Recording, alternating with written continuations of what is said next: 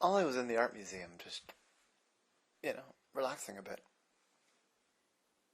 And there's a new display up of statuettes, small sculptures from the 17th century in Europe.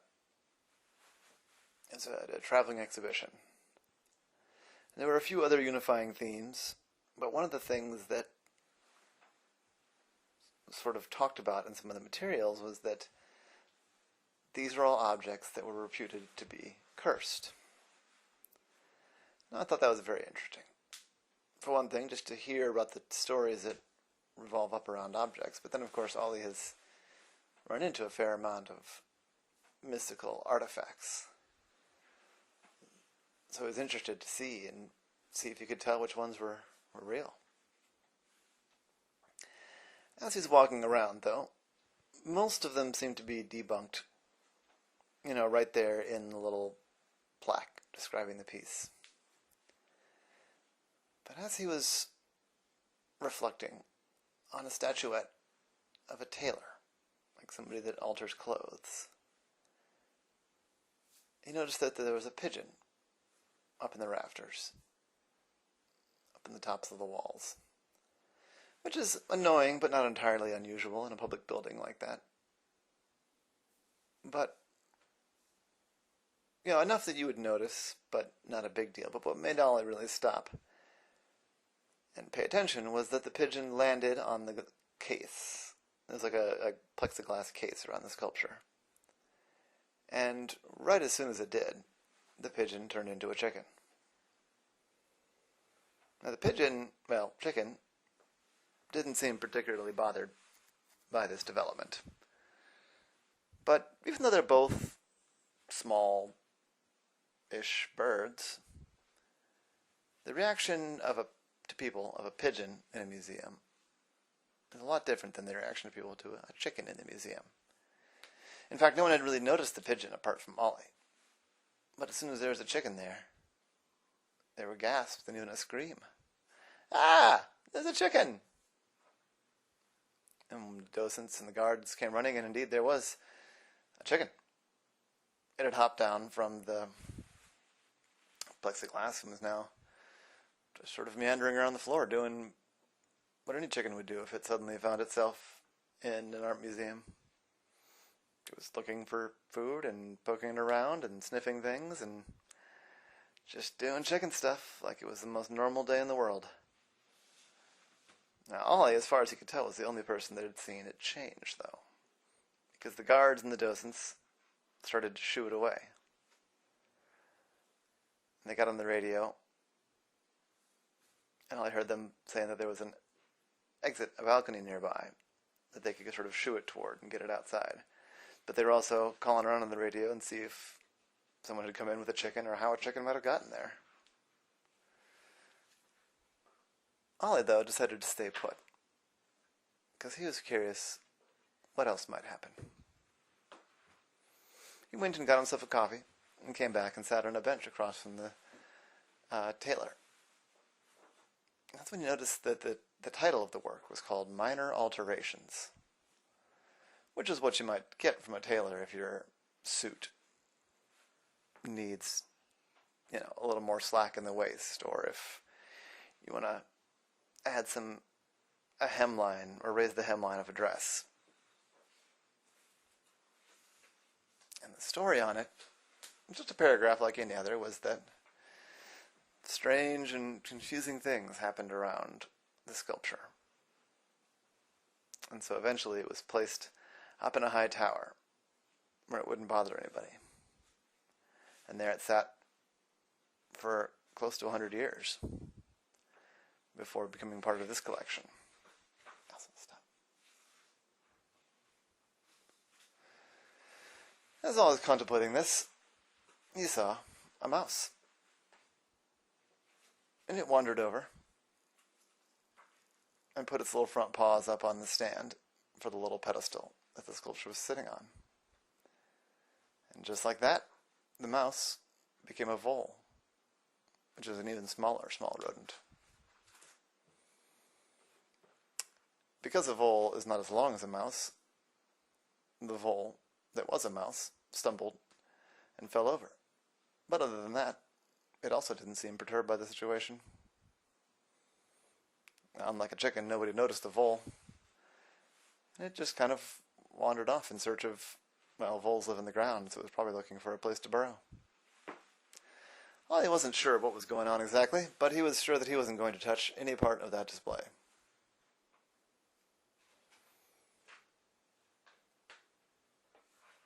But he was going to watch. As he sat there, he got an audiobook out and decided to just see what he could see. Put on his headphones and just sat on the bench and listened to his book and watched a stakeout. At one point, a stray feather, possibly from the chicken, floated on and landed on the plexiglass. It turned into a pencil that then clattered on the floor. That got everyone's attention, but of course then there was just a pencil on the floor and nobody standing near it, so yeah, that was no big deal. Later on, a kid just picked up the pencil and started doing a drawing of it, even drew a picture of the tailor. Well, the kid said the drawing just didn't come out right. Well, it looked, and he thought it looked fine. It occurred to Ollie that there might be some danger here. And that at some point he should probably tell someone. So he started to send a text message to the most magical person he knows, Wally the Wizard. That Wally should probably come down here and do some investigations. When, as Ollie was not quite looking, he saw a very elderly woman walk up to it and lean close, trying to get a better look. Ollie almost saw it in time, because she was leaning too close, and the tip of her nose touched the glass by accident. There was no alarm. It wasn't that high security of a exhibit. But quite all at once, she went from being an old woman, maybe in her 70s, to being a younger woman in her 40s. And instead of being short, white, she was tall and Latino, or Latina, I suppose. Now, she definitely noticed the change, unlike the chicken and the vole. She stood up straight and realized that she didn't need her glasses, so she took them off. That's when she noticed her hands, which were now smooth, and her hair, which was now dark black. She looked around, confused, and Ollie waved her over. She said, "Did you... I feel strange." I said, "Well, you look good, but how old are you, ma'am?" I said, "Well, I'm 74. Here's the thing. As of right now, you look like a Latina woman in her 40s. What? I'm just, what? I'm white, and I'm old, and how did this... Well, you know how the exhibit said it was cursed objects? I think this curse is real, although for you, it looks like it worked out pretty well. I guess? I do feel good. My back pain's gone, and I feel tall." "Oh, you're definitely taller. I was watching the whole thing. I almost stopped you, but I wasn't quite fast enough, but now I'm kind of glad I didn't." "Well, if it sticks around, it'll take some explaining to do to my husband and my kids, but heck, if I could be 40 instead of being 74, I'll take another spin." I said, "Would you mind... This is going to sound like I'm coming on to you, but then again, I am an octopus, so maybe you can trust me. I'm a private eye, and I was wondering if I don't know. Can we keep in touch? I'm curious to see how this goes for you. Does it last? Does the magic fade? Sure, yeah, here's my phone number. Maybe I can buy you a cup of coffee in a week or something? Yeah, sure. I mean, I'm retired, but heck no. I mean, maybe now I can go back to work. I feel strong. I feel great. I just wouldn't go back and touch the statue again. No, I'm getting straight out of here. So that's one thing I've learned in my years, which I guess I've got more of them now, is quit while you're ahead. And just like that, off she went, the shortest way out of the exhibit. I was looking forward to catching up with the woman, who was honestly taking the whole thing in stride, and Ollie wondered if that was part of the magic. About then, Ollie texted back, or Wally did, rather.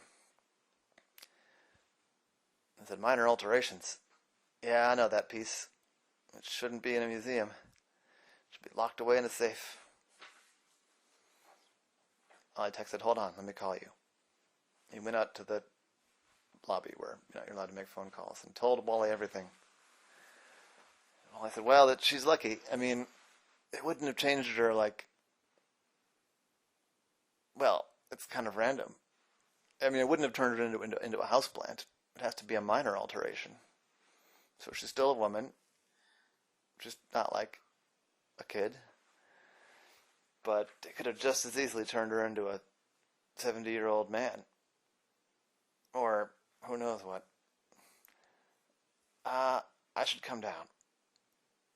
Is anything else weird happened? I said, no, but I didn't really check out the whole exhibit. I've been kind of fascinated watching this. All right, I'll be there in half an hour.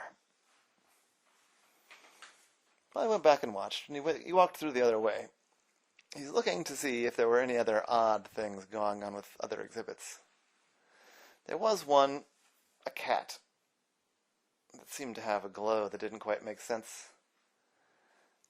Ollie stretched himself up and blocked the light that was shining on it, and the cat still glowed.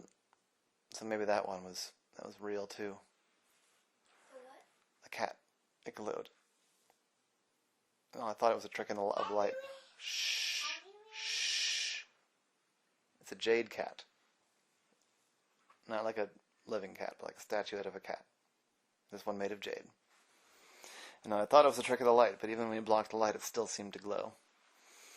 Other pieces were really interesting and beautifully, wrought. But Ollie made its way back to the room with the minor alteration sculpture. There he saw that some chaos had ensued. Because there was a motorcycle, there was a hard hat, there were two pairs of clown gloves, and then there were three very confused guards, one very confused parent, and one kid who was very excited. Well, it turned out that what had happened is a kid in a stroller. The parents had accidentally bumped the wheels, one of the wheels against the pedestal. And just like that, the stroller turned into a motorcycle. But that was it jostled the whole thing, so one of the docents ran over and tried to steady the pedestal. Luckily, he was wearing gloves. But his white cotton museum gloves, that was what turned into the big crazy clown gloves. And as he fell backwards, his hat tipped over and brushed against the plexiglass. And that's what turned into the hard hat. And everyone was all a hubbub and very confused. Shh. Well, Wally couldn't have arrived soon enough. He thought I had to wear his most imposing robes and even put on a hat. And he said, denizens of the art museum, you are all in danger. Step away from the Tailor sculpture. I am happy to offer my services to the museum to try and detect the magics in any of these cursed objects, but that one, I can tell you from here, that one's real. That's got a whole aura of weird around it. One of the guards scampered off to go get the docent, or the curator. Everyone else backed away from the sculpture, intimidated.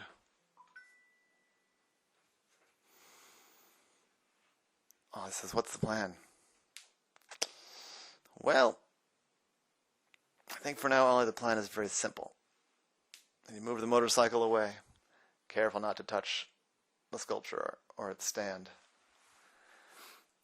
and poured a line of salt in a circle about a foot away from the base of the sculpture.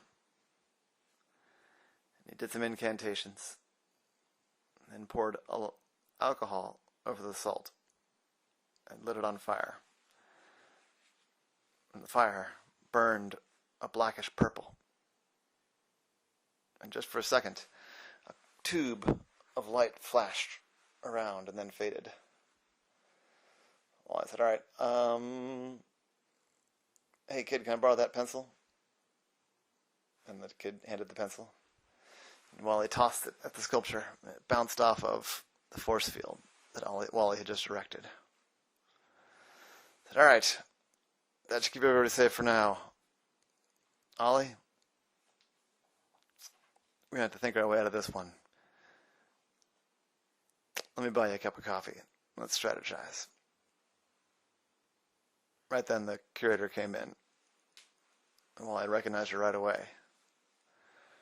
"Ah, Madam Z's." "Ah, Wally, well, here they call me Professor Z's. But looks like I bit off more than I could chew on this particular article, huh?" So the three of them went down and had coffee and plotted about how to remove a sculpture that no one can touch. And that was the case of Ollie and the Art Museum of Minor Alterations.